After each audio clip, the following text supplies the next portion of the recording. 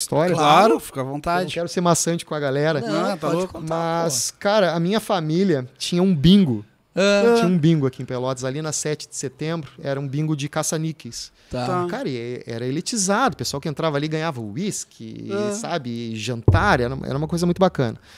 E a minha tia me convidou para fazer parte ali da administração do bingo, né?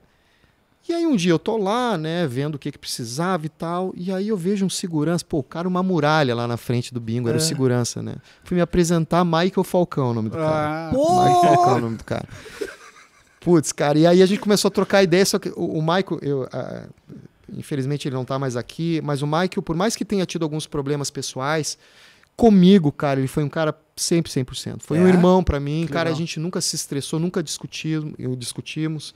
Foi um cara que eu tenho no coração mesmo, sabe? Um cara que faz muita falta desse lado que ele me tratava.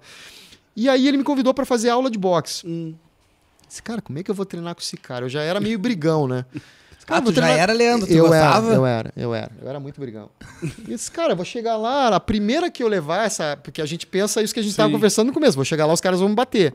A primeira eu vou tentar me botar nos caras e aí ferrou, vou apanhar de todo mundo, né? Nunca mais apareço. E ele começou nesse papo, não, fica tranquilo, não Logo tem nada ele, demais, logo logo ele. É, logo ele, o cachorro louco. Mas fui, cara, fui. E sabe que foi uma experiência fantástica pra mim, porque eu pesava 130 quilos, cara.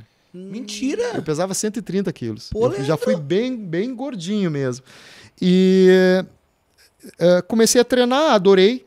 Uma coisa que eu sempre critico das aulas do Michael, todo mundo que conheceu ele sabe disso. O Michael era o pior professor de arte marcial que existia, quê? cara. Por quê? Ele era um baita atleta, mas era um péssimo professor.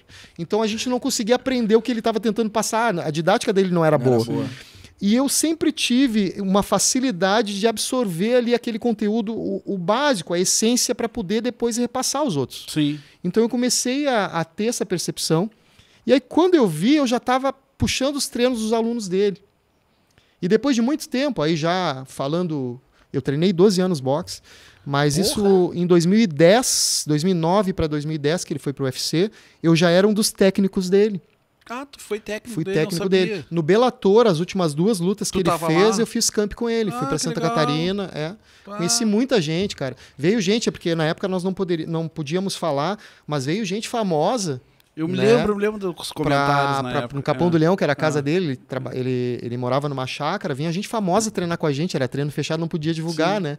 Mas nessa época tu já sabia alguma coisa de Jiu-jitsu? de grappling, não? Não, nada, cara. Nada? Só boxe? Nada, E só, o só Michael também não soco. sabia muito, né? Muito pouco. É. Mas é que assim, ó, a base do Michael de chão inicial vem do Zé Guilherme, Tá. que é nosso Sim. faixa preta mais antigo aqui de Pelotas. Só que o Michael ele não levou adiante essa Sim. parte do Júlio Seco, né? Foi quando ele foi para chute boxe e depois para o Marcelo Brigadeiro que ele levou um pouco mais essa parte de grappling, né? Mas antes não. Então era basicamente lá nos treinos era trocação, soco chute. Cara, e era um Imagina horror o porque ambiente. cara, eu não tava acostumado, uma coisa é Tá, tu mas ver tu treino. lutava boxe, mas tu também dava chute, não? Não. Eu treinei 6 anos no Muay Thai. Ah, tá. Não, Mas- então são 6 anos de Muay Thai, 12 de De boxe. boxe, É. mais quantos de Gil? No mínimo 10. Gil agora vai fazer quase 12. Olha aí, tá maluco, pai. E aí, cara, eu lembro que uma coisa é tu ver treino normal, né, cara? Sim. Outra coisa é de atleta profissional de trocação, ainda mais a nível UFC. Cara, velho, vocês não têm noção. A galera que... A gente acha que a luta lá já é pesada, mas Não. treino é pior. É? Treino é pior, o cara sai todo Não mal. é na manha, Não, só cara, não. pauleira. Não. Tinha um rapaz que era um fenômeno na época, Thiago Bel, que desceu pra cá, era de Curitiba. Cara, o dia que eu fui ver os dois treinar, eu disse, meu Deus do céu. Uma E pauleira. o Falcão, ele era um fenômeno, né, cara? E Uhum. ele não aceitava. Então, cara, os treinos era como se fosse luta de final de evento, né? Então era uma coisa doida, assim. É engraçado, porque o cara tem que ficar vivo pra lutar depois, Exato, né? E os caras exato. se matam, cara. É por isso que a gente vê muitas vezes na luta mesmo, no evento, o cara tava com uma fratura, não sei É, o quê, e do- veio é do lutar. treino, né? É do Do treino, treino pesado. pesado. Tu viu uma entrevista que o Anderson, não, o Vanderlei Silva e o... Como é que é o gaúcho aquele que foi campeão? Verdun. Verdun, eles comentando o aquecimento deles antes da luta. Não. Que a última luta uma das últimas lutas do Vanderlei, eles foram fazer o aquecimento ali antes de entrar, né? E aí meio que ficou pesado. E o Verdun deu uma porrada que o coisa que foi a knockdown, cara. Meu Deus. Antes da luta. Mas É, você tá né? falando do louco dos loucos, Não, né? mas, velho? mas os caras eram loucos Os também. dois meu. ali eram...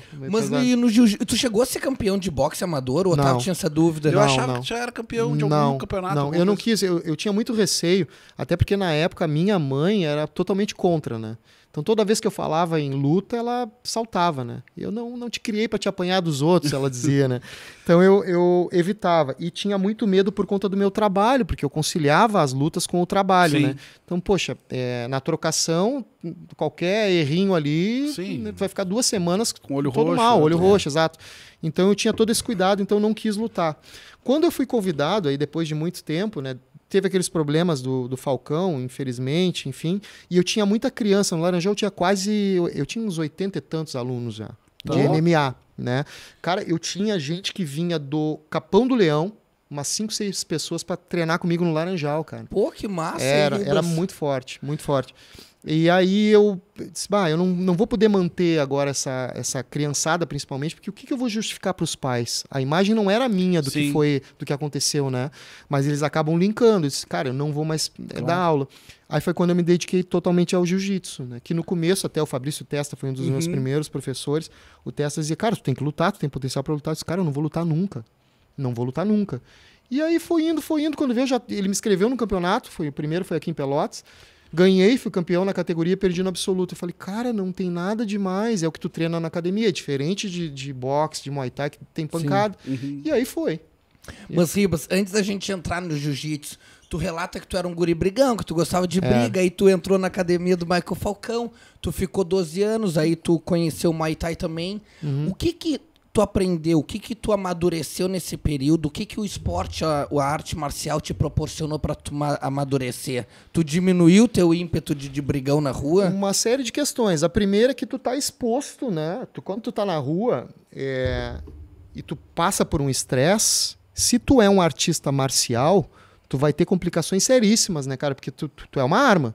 Então tu tem que ter ciência disso. Primeira coisa é isso, tu tem que ter responsabilidade. E a arte marcial, na maioria dos casos, te dá isso. Sempre tem o lado ruim da coisa, pessoas que não conseguem ter essa conduta. Então, primeiro isso, conseguir ter essa noção. Depois que eu já era bem exposto, comecei a ficar exposto por trabalhar com Falcão ali e tudo mais. Então, tinha também que ter esse cuidado. Depois com jiu-jitsu mais ainda. E também amadurecimento, né? Porra, vai ficando burro velho, né? Sim. Gurizada? Não vai ficar brigando na rua. Então, eu tive algumas lições bem importantes na minha vida. Logo que eu comecei os treinos, eu ainda tinha algumas fagulhas de estresse, né? E eu tenho uma situação, Conta. olha que coisa doida, né, cara? Eu tava saindo de um treino lá no Laranjal e fui no Bito ali. Aham. Pode falar nome de Pode, pô, fala fica à tudo. vontade. Aí eu tava saindo do Bito com a minha mulher e o ônibus do Laranjal, ao invés, por eu ter dado sinal e entrado na via, ao invés dele entrar para a esquerda para ultrapassar, ele colocou por cima o ônibus do meu carro. E aquilo, cara, perigoso, né? Sim, Tava tá chuvoso e tal. Cara, eu não pensei, cara, eu vou matar esse cara. Pensei, porra, pelo amor de Deus, perigando dar um troço aqui. E segui o ônibus. E aí, cara, foi filme americano, cara. Eu parei o carro na frente do ônibus, desci, eu tava de pé descalço, de camiseta e bermuda. Mal sabia o Desci, motorista. o motorista abriu a porta. Cara, quando ele abriu, eu olhei pra ele. Quando eu olho pro fundo do ônibus, lotado de gente, todo mundo assim, ó, como se fosse aquele barulhinho de Sim, filme em câmera lenta. sim. Cara, eu olhei, o que eu tô fazendo, velho? Que vergonha. Desci do ônibus, entrei no carro e fui Foi embora. embora. Fizesse Aquilo foi a certo. última situação, cara. Eu pensei, cara, eu não posso fazer isso. Sim. E até porque uma situação muito legal, um colega meu uma vez me deu uma lição muito bacana de trânsito. Que o trânsito aqui em Pelotas é muito estressante. É né, interessante, cara. Isso que eu ia comentar. o pessoal o trânsito não- leva o cara à loucura, às Exatamente. E numa situação, esse meu colega teve um estresse de trânsito e o cara veio para brigar com ele e falou, cara, eu não vou brigar contigo.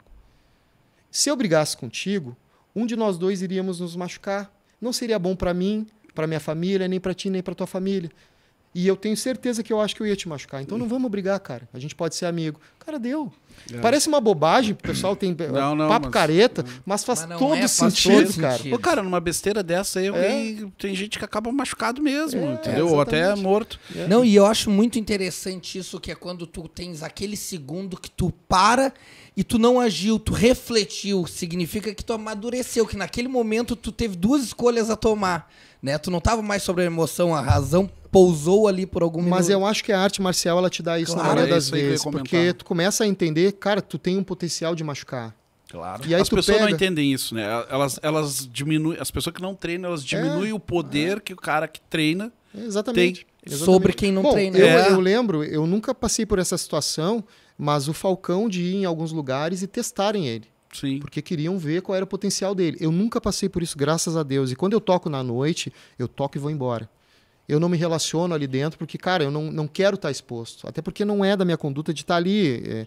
É até, pá, mas peraí, como assim? Não é. Não, tu foi ali tocar. Exato. Mas ele tinha essas situações. Eu já não, porque eu não me exponho, tá? Mas o trânsito aqui, cara, te leva a algumas situações bem complicadas. Realmente. Mas é interessante frisar isso, porque o trânsito realmente leva todo mundo à loucura. E é o momento mais cotidiano que eu acho que pode levar qualquer um a fazer uma loucura. Né? É impressionante o quanto te leva à loucura. Isso aí é uma das coisas que a gente usa de exemplo, assim, todo mundo pode cometer um crime. Tu fala isso, a pessoa fica, não, eu jamais faria. Num acidente de trânsito pode.